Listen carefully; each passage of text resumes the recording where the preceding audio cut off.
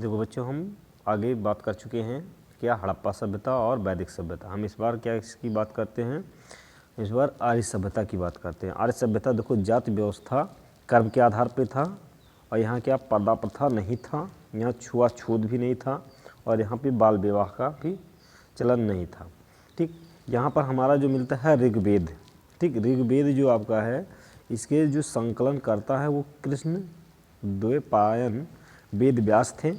ठीक, मंडल की जो संख्या थी वो कितनी थी, 10, और इसके जो थे अष्टक वो 8 थे। सूक्त जो थी वो 1028 थी, जिसमें 1017 जो थी वो क्या थी, साल्क की थी, और जो 11 थी वो बालसिक थे। ठीक, इसकी जो ऋचाएँ थी वो 10,562 ऋचाएँ मंत्रों से क्या थी, लिखी हुई थी। अगर हम शब्द की बात करें कि इसमें ऋग्वेद में शब्दों को कितना लिया गया था, तो 1.50 लाख शब्दों का इसमें प्रयोग किया गया था।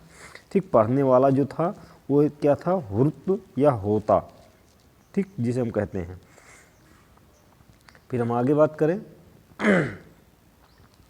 देखो यहाँ तीसरा जो मंडल था, तीसरा मंडल वो गायत्री मंत्र था, जो सूर्य के लिए समर्पित था।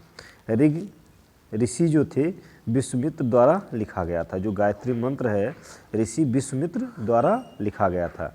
ठीक, 4वें मंडल की अगर हम बात करें तो 4वें मंडल में क्या था, कृषि।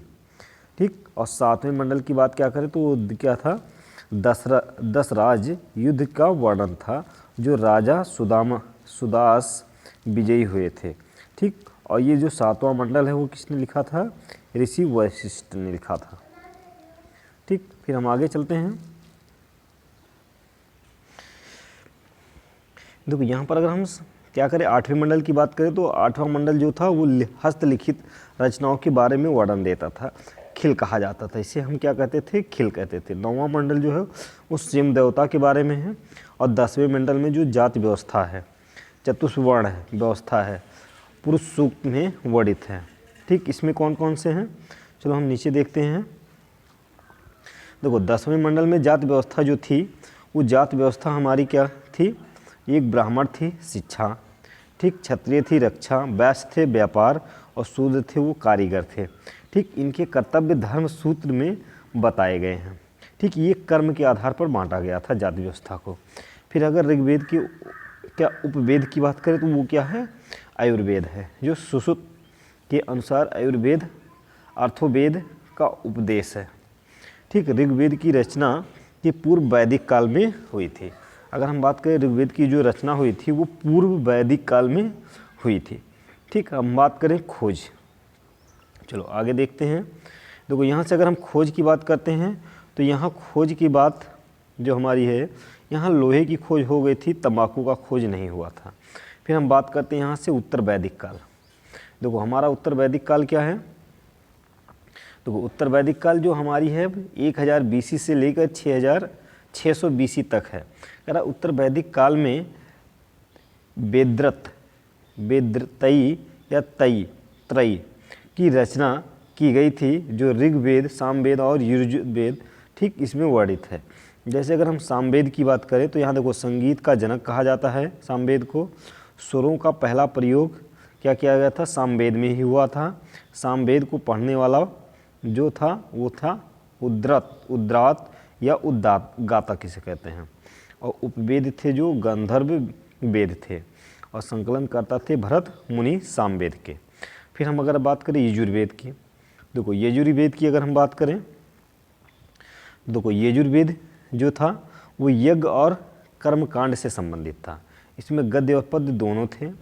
ठीक, जिसे हम चंपू काव्य कहते हैं। पढ़ने वाला जो था वो क्या था, अर्धवायु कहलाता था। ठीक, उपदेश थे जो धनुर्वेद थे। संकलन करता जो थे वो कौन थे, विश्वामित्र थे यजुर्वेद के। अगर हम अर्थवेद की बात करें तो अर्थवेद जो ब्रह्मवेद सबसे नया वेद है। जादू टोना वशीकरण कृषि प्रभावित करने वाली कीट औषधि के बारे में इसी अथर्ववेद में क्या हुआ था, हमें ज्ञान हुआ था या माना जाता है।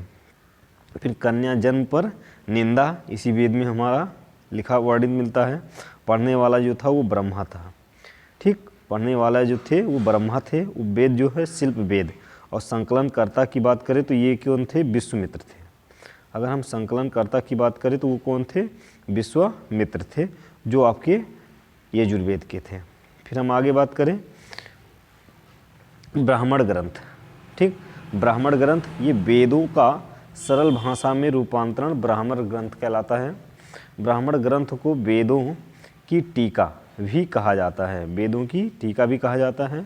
ऋग्वेद का ब्राह्मण ग्रंथ ऐतरेय, संख्यायन और कौशितकी है। ठीक, सामवेद जो है वो पंचविश, षड्विश और जैमिनीय है। फिर कह रहा है यजुर्वेद जो है वो कृष्ण शाखा और तैत्तरीय शुक्ल शाखा जो शतपथ है। ठीक, अथर्ववेद जो है गोपाल ब्राह्मण ग्रंथ द्वारा लिखा गया था। चलो नेक्स्ट हम आगे चलते हैं। देखो हम वेदांग की बात करें। वेदांग जो था, वेदांग में 6 प्रकार की क्या थी? वर्णित थी। एक था शिक्षा, एक था कल्प, एक था निरुक्त, एक था छंद और एक था ज्योतिषी और एक था व्याकरण वेदांग में वर्णित है। अगर हम व्याकरण की बात करें, व्याकरण जो आपका है तो हम व्याकरण को जानने वाला कहते हैं, व्याकरण को। और पाणिनि जो है ये क्या है? अष्टाध्यायी है। फिर हम बात करें आगे रामायण की। देखो रामायण की अगर हम बात करें तो रामायण जो है संस्कृत भाषा में है, जिसमें महर्षि वाल्मीकि ने लिखी थी। अवधी भाषा में किसने लिखी थी? गोस्वामी तुलसीदास ने लिखी थी, श्री रामचरित मानस के रूप में। ठीक, तमिल में किसने लिखी थी? कम्बल ने लिखी थी। फारसी में बदायूं ने लिखी थी। बांग्ला में कृतवास ने लिखी थी। अंग्रेजी में RTH ग्रिफिस ने लिखी थी। और अगर हम बाल रामायण की बात करें तो भवभूत ने लिखी थी। अब यहाँ से देखें रामचरित मानस में कांडों की संख्या कितनी है? वहाँ 7 कांड है। एक क्या है? बाल कांड है, दूसरा अयोध्या कांड है, तीसरा क्या है?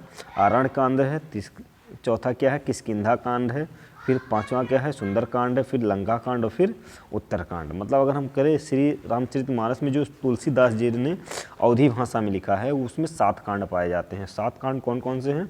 बाल कांड, अयोध्या कांड, आरण्य कांड, किष्किंधा कांड, सुंदर कांड, लंका कांड और क्या? उत्तर कांड। ठीक, अगर हम फिर बात करें महाभारत की। देखो महाभारत जो थी वो जया ने, ठीक, जया। फिर देखो पुराण जो है उसमें 18 पुराण है। सबसे पुराना जो पुराण है वो मत्स्य पुराण है, जिसे सातवाहन वंश के बारे में वर्णित है। फिर भगवान विष्णु के 10 अवतार जो हैं, मत्स्य अवतार, कूर्गा अवतार,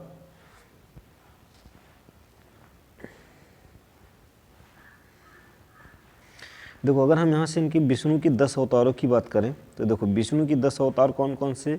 एक से मत्स्य अवतार, एक था कूर्गा अवतार, एक था बारह अवतार, एक था नृसिंह अवतार, एक था क्या? बांगना अवतार, एक था श्री रामचंद्र अवतार, एक कृष्ण अवतार, एक परशुराम अवतार, एक बुद्ध अवतार, एक कल्कि अवतार। ये क्या थे? भगवान विष्णु के 10 अवतारों के अलग अलग क्या है? नाम है। चलो फिर हम आगे चलते हैं। देखो विष्णु पुराण जो है वो मौर्य वंश में, ठीक, वायु पुराण जो है वो गुप्त वंश। देखो अगर यहाँ से बात करें विष्णु पुराण वो मौर्य वंश, वायु पुराण जो है वो गुप्त वंश और भागवत पुराण जो है वो कृष्ण भक्त, ठीक, में लिखा गया था। फिर अगर यहाँ से बात करें हम कि जलोपनिषद, ठीक, जलोपनिषद जो है वो तो आश्रम बताए गए हैं। जलोपनिषद में 4 आश्रम बताए गए हैं। एक क्या है? ब्रह्मचर्य है जो 0 से कितना है? 25 वर्ष से, एक गृहस्थ है जो 25 से 50 वर्ष से, एक वानप्रस्थ है जो 50 से 75 वर्ष है और एक संन्यास है जो 75 से 100 वर्ष का है। तो जलोपनिषद को में जो बताए गए हैं कि आश्रम 4 प्रकार के होते हैं। एक तो आपका है ब्रह्मचर्य जिसे हम 0 से 25 तक मानते हैं, एक था गृहस्थ जो हम 25 से 50 मानते हैं, एक है वानप्रस्थ जो हम 50 से 75 मानते हैं, एक है आपका संन्यास जो आपका 75 से 100 वर्ष तक माना जाता है। फिर चलो हम आगे बात करें। देखो पुराणों के रचयिता जो थे वो लोग हर्ष एवं उनके पुत्र उग्र स्वा को मानते हैं। उग्र स्वा को मानते हैं जो पुराणों का रचयिता माना जाता है। ठीक, तो ये वीडियो पसंद आया होगा तो लाइक कीजिए, शेयर कीजिए, सब्सक्राइब कीजिए और इसके आगे वाले हम पार्ट को अगले पार्ट में कवर करेंगे। जैसा कि यहाँ दिखाया जा रहा है RKB की क्लासेज, ये है आपका। इसको क्या करिए, अगर अभी तक आप लाइक नहीं कीजिए तो लाइक कीजिए, सब्सक्राइब कीजिए अगर सब्सक्राइब नहीं किए, और शेयर कीजिए। ठीक, और PDF के लिए PDF के नीचे डिस्क्रिप्शन बॉक्स में क्या किया गया, आपकी PDF लिंक दी गई, उस लिंक पर क्या करिए, क्लिक कीजिए और उसे डाउनलोड कर लीजिए। धन्यवाद।